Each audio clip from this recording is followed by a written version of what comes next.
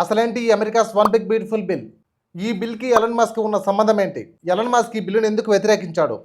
Elon Musk Donald ట్రంప్కు ఉన్న సంబంధం ఏంటి? కత్తికి బొచ్చుకున్న సంబంధం అంటారా? వీటన్నిటి గురించి తెలుసుకోవాలంటే అమెరికాలో జరిగిన 2024 ఎలక్షన్ గురించి మాట్లాడుకోవాలి. 2024లో జరిగిన ఎలక్షన్లో మస్క్ గారు ట్రంప్ గారికి క్యాంపెయిన్ చేయడమే కాకుండా ఆయన కోసం సుమారు $277 మిలియన్ ఖర్చు పెట్టి అతిపెద్ద డోనర్గా మారాడు. 2024లో ట్రంప్ గారు గెలవడానికి ఎలన్ మస్క్ గారు అతిపెద్ద అసెట్ అయ్యాడు. దీనికి కృతజ్ఞతగా ట్రంప్ గారు ఎలన్ మస్క్ గారికి ఆయన కంపెనీలకు రకరకాల రాయితీలు ఇచ్చారు గవర్నమెంట్ తరపు నుంచి. ముఖ్యంగా Tesla electronics, space X, star liner, internet provider వంటి సంస్థలకు ట్రంప్ ప్రభుత్వం నుంచి ఇంతవరకు ఎవరికి ఇవ్వనటువంటి భారీ రాయితీలు ఇచ్చారు. అంతేకాకుండా ట్రంప్ ఎలన్ మస్క్ కోసం ఆయన గవర్నమెంట్లో ఒక ప్రత్యేక విభాగం ఏర్పాటు చేసి దానికి మస్క్ని హెడ్ చేశాడు. ఆ డిపార్ట్మెంట్ పేరు వచ్చేసి DOGE, department of government efficiency. ఇది ఒక కైండ్ ఆఫ్ అడ్వైజరీ డిపార్ట్మెంట్ అని చెప్పొచ్చు. ఈ విభాగానికి ఎలన్ మస్క్ గారే హెడ్ ఆఫ్ ది డిపార్ట్మెంట్ కాబట్టి గవర్నమెంట్కి సంబంధించిన అన్ని డాక్యుమెంట్స్, సీక్రెట్ ఇన్ఫర్మేషన్ మొత్తం ఆయన యాక్సెస్ చేసుకునే సౌలభ్యం ఉంటుంది. ఇందులో మస్క్ రోల్ వచ్చేసి స్పెషల్ గవర్నమెంట్ ఎంప్లాయ్. గవర్నమెంట్లో అసమర్థ ఎంప్లాయీస్ని గుర్తించి వాళ్ళని పీకి పడేసి గవర్నమెంట్కి ఖర్చు ఆదా చేయాలనే ఉద్దేశంతో సృష్టించబడిన డిపార్ట్మెంట్ ఇది. ఇంకా గట్టిగా చెప్పాలంటే మస్క్ చాయిస్ ప్రకారం చట్టాలు చేయొచ్చు, ఉన్న చట్టాలను రద్దు చేయొచ్చు. ఈవెన్ రెలవెంట్ క్యాబినెట్ మెంబర్స్ కూడా కన్సల్ట్ అవ్వాల్సిన అవసరం లేదు. అంటే సింపుల్గా చెప్పాలంటే direct Dhanush to Pedarayudu, Pedarayudu to Dhanush. Local ఇష్యూస్తో మొదలై ఇంటర్నేషనల్ ఇష్యూస్ వరకు ఇలాంటి వీడియోస్ వస్తూనే ఉంటాయి మన సైడ్ నుంచి. ఇలాంటి వీడియోస్ నేను పెట్టగానే మీ దాకా రావాలంటే కింద ఉన్న సబ్స్క్రైబ్ బటన్ నొక్కి పెట్టేసుకోండి. Done, great. ఎలన్ మస్క్ గారికి ఇచ్చిన విచక్షణ అధికారాల్లో భాగంగా నేషనల్ హైవే ట్రాఫిక్ సేఫ్టీ డిపార్ట్మెంట్లో ఆయనకున్న విచక్షణ అధికారాలను ఉపయోగించి వేలాది మంది ఎంప్లాయీస్ని తొలగించారు. దీనివల్ల మస్క్ గారు చాలా ఆరోపణలు ఎదుర్కొన్నారు. ఆ టైంలో ఆయన కంపెనీకి సంబంధించిన Tesla self driving robo taxi vehicles ఎక్కడంటే అక్కడ క్రాష్ అయిపోవడం, డెస్టినేషన్కి ప్రాపర్గా రీచ్ అవ్వకపోవడం, రాంగ్ వేలో డ్రైవ్ చేయడం, రోడ్ సిగ్నల్స్ దగ్గర ప్యాసింజర్స్ని దింపేయడం, ఆన్ ది వేలో సడన్గా బ్రేక్స్ వేయడం వంటి ఇష్యూస్తో పెద్ద దుమారం రేగడంతో national highway traffic safety department enquiry commission వేసింది. ఆ వెహికల్స్ని రీకాల్ చేసింది. దీనివల్ల టెస్లా కంపెనీ నష్టం లేకపోతుందని, లేదంటే ఆ కంపెనీ గుడ్ విల్ పడిపోతుందని ఒక స్టేట్మెంట్ ప్రకారం ఎలన్ మస్క్ గారు ఆ ఉద్యోగులను ఉద్దేశపూర్వకంగా తొలగించారని, తద్వారా మిగతా ఎంప్లాయీస్ భయపడి ఆయన కంపెనీ జోలికి పోకూడదనే ఉద్దేశం అయిండొచ్చు. మస్క్ గారు గవర్నమెంట్లో ఉన్న మిగతా విభాగాల్లో కూడా జోక్యం చేసుకొని ఆధిపత్యం చలాయిస్తున్నాడని, ఒకనొక టైంలో మస్క్ గారు ఆయనకున్న లిమిట్స్ క్రాస్ అయ్యి ట్రంప్ గారి పర్సనల్ సిబ్బందితో కూడా విభేదాలు వచ్చినట్టు వార్తలు వచ్చాయి. ఇవన్నీ ట్రంప్ గారి దృష్టికి వెళ్ళవని నేనైతే అనుకోవట్లేదు. I think it all started there. One big beautiful bill, పేరే వన్ బిగ్ బ్యూటిఫుల్ బిల్ కదా. ఇది అమెరికా ఆర్థిక వ్యవస్థలో అతిపెద్ద కీ రోల్ పోషించబోతోంది. మిలిటరీ బడ్జెట్ కేటాయింపుల నుంచి ట్యాక్స్ కట్స్ వరకు, హోటల్లో ఒక వెయిటర్ తీసుకున్న టిప్ నుంచి గవర్నమెంట్ ఇచ్చే మెడికేడ్ వరకు ప్రతి ఒక్కటి కవర్ చేస్తుంది. ఇందులో ట్రంప్ గారి ప్లాన్ మనం కొద్దిగా జూమింగ్ చేసి చూస్తే బయట నుంచి ఎవరు ఇమిగ్రెంట్స్ అమెరికాలోకి రాకూడదు, ముఖ్యంగా అమెరికాను వ్యాపార పరంగా ఎవరు దోచుకోకూడదు, ముఖ్యంగా బయట దేశాల వాళ్ళు తేరగా తిని కూర్చొని వాళ్ళకి డబ్బులు అందకూడదు. ట్రంప్ గారు అంటారు, తేరగా తిని కూర్చొని అమెరికాను తిడుతూ బయట దేశాల నుంచి, ముఖ్యంగా మెక్సికో వంటి దేశాల నుంచి జనాలను రప్పిస్తూ వాళ్ళు మీ మెదడులో ఎక్కిస్తున్న విషయాన్ని నింపుకొని ఆ విషయాన్ని అమెరికా మీద కక్కుతూ అదే చేత్తో మీరు ఎందుకు అమెరికా నుంచి డొనేషన్స్ తీసుకుంటున్నారు, మెడికల్ ఎక్స్పెన్సెస్ మీకు ఎందుకు ఇవ్వాలని క్వశ్చన్ రైజ్ చేస్తుంది ఈ బిల్.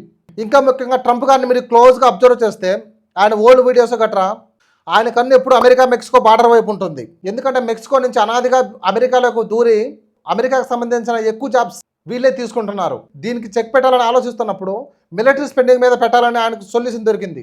ఇంకా ఎక్కువ బడ్జెట్ మిలిటరీ మీద స్పెండ్ చేసి పెద్ద మొత్తంలో ట్రైబ్స్ని అక్కడ పెట్టి కొత్త అడ్వాన్స్డ్ ఆయుధాలను బిల్డ్ చేయాలని, రకరకాల ఇన్ఫ్రాస్ట్రక్చర్ని డెవలప్ చేయాలని, వాటి మీద ఫోకస్ చేస్తూ ఎక్కువ అమౌంట్ స్పెండ్ చేయాలని, ఎవరైతే గవర్నమెంట్ స్పెండింగ్ మీద బతుకుతుంటారో లైక్ డైలీ వేజెస్, పెట్రోల్ బంకులో హోటల్లో పనిచేసే వారికి వారానికి ఇన్ని గంటలు పనిచేస్తేనే గవర్నమెంట్ నుంచి గ్రాంట్ వస్తుంది.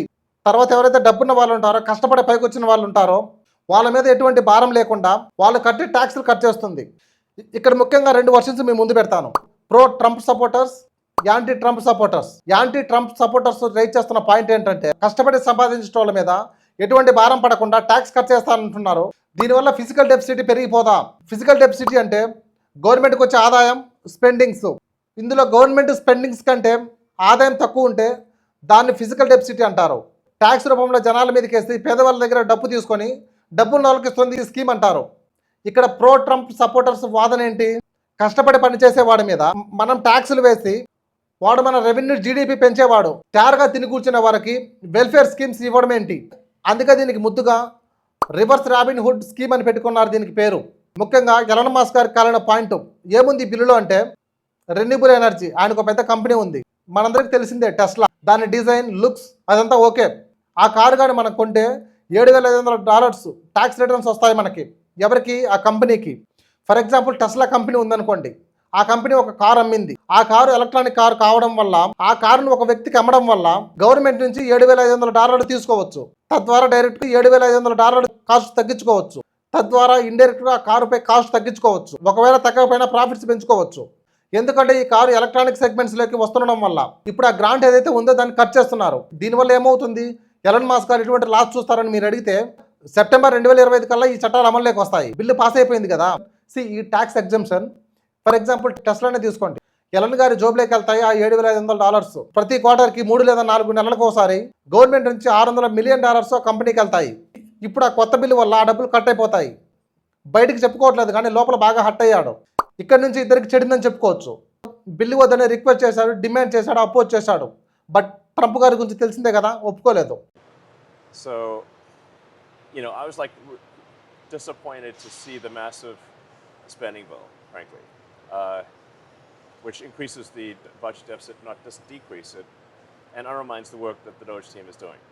I actually thought that when this big, beautiful bill came along. I mean, like, everything he's done on Doge gets wiped out in the first year. I think a bill can be big or it can be beautiful, but I don't know if it can be both. My personal opinion. Twitter వేదికగా వీళ్ళిద్దరికి పెద్ద యుద్ధమే జరిగిందని చెప్పుకోవచ్చు. ఒకరినొకరు blame చేసుకుంటూ Trump గారు అడ్మినిస్ట్రేషన్లో Elon Musk గారికి ఉన్న జాబ్కి రిజైన్ చేసి బయటకు వచ్చాడు. ఎలన్ మస్క్ గారు బలమైన పదాలు యూజ్ చేస్తూ ట్రంప్ గారిని విమర్శించడం మొదలుపెట్టాడు ఎక్స్ వేదికగా.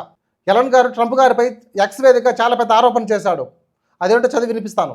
I'm sorry but I just can't stand it anymore. This massive outrageous pork-filled Congress spending bill is a disgusting abomination. Shame on those who voted for it. You know you did it wrong. You know it. దీని meaning ఏంటంటే, I'm sorry, నేను ఈ బిల్లుకి మద్దతు ఇవ్వలేను. ఇది ఒక దారుణమైన అనవసరమైన ఖర్చును పెంచుతూ శక్తికి మించిన భారం, ఏమాత్రం ఆమోదయోగ్యం కానీ సహేతుకమైన స్థాయిని మించి ఉంది. ఒక్క మాటలో చెప్పాలంటే ఇది బడ్జెట్ శక్తికి మించి ఉంది. ఇక్కడ ఇంకొక బలమైన మాట వాడాడు, ఫోర్క్ ఫిల్డ్. కామన్గా మీనింగ్ వచ్చేసి పంది మాంసం. ఇది అమెరికా రాజకీయాల్లో చాలా బలమైన పెద్ద పెద్ద మీనింగ్స్ వచ్చేలా యూజ్ చేస్తారు.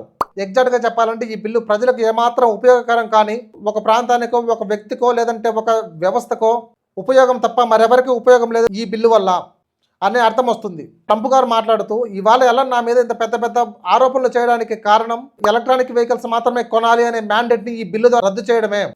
అమెరికాలో అన్ని వెహికల్స్ ఉండాలి, పెట్రోల్, డీజిల్, గ్యాస్, ఇతరత్ర అన్ని వాహనాలు ఉండాలి, ఓన్లీ ఎలక్ట్రానిక్ వెహికల్స్ కొనాలని జనాలపై నేను ఎలా రుద్దగలుగుతా అంటూనే ఎలన్ మస్క్ సంబంధించిన అన్ని కంపెనీ కాంట్రాక్ట్స్, సబ్సిడీస్ క్యాన్సిల్ చేయడం వల్ల millions and millions dollars save చేసుకోవచ్చు అంటారు. అసలు నేను చాలా ఆశ్చర్యపోతున్నా, జో బైడెన్ గవర్నమెంట్లో ఎందుకు దీన్ని రద్దు చేయలేదు? ఈ మాటలు నేను అనట్లేదు, ట్రంప్ గారు అంటున్నారు. వీళ్ళిద్దరి మధ్య ఎక్స్ వేదికగా, ట్రంప్ గారి సొంత ప్లాట్ఫామ్ ట్రూత్ సోషల్ వేదికగా మాటల యుద్ధం జరుగుతుండగా ఎలన్ మస్క్ గారు ఒక పెద్ద బాంబు పేల్చారు. కొత్త పార్టీ పెట్టబోతున్నట్టు, ఆ పార్టీ పేరు ది అమెరికన్ పార్టీ అని చెప్పాడు.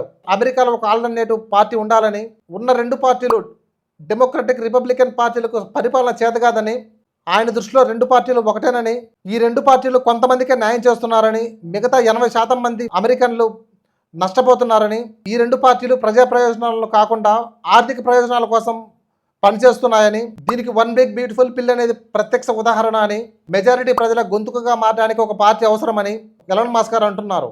నేను అనట్లేదు ఈ మాట, ఎలన్ మస్క్ గారు అంటున్నారు. July 4th America independence day. ఆ రోజు ఎలన్ మస్క్ గారు ఒక పోల్ పెట్టారు. డెమోక్రాటిక్, రిపబ్లికన్ పార్టీల నుంచి స్వతంత్రం కావాలంటే కొత్త పార్టీ పెట్టమంటారా అని ప్రజల ఒపీనియన్ అడిగాడు. 12,48,856 మంది ఓట్లు వేస్తే 65% మెంబర్స్ కొత్త పార్టీ కావాలని, మిగతా 35% మెంబర్స్ వద్దని పోల్ చేశారు. బట్ ఎలన్ గారు ముందు చెప్పినట్టుగానే కొత్త పార్టీ అనౌన్స్ చేశాడు, ది అమెరికన్ పార్టీ.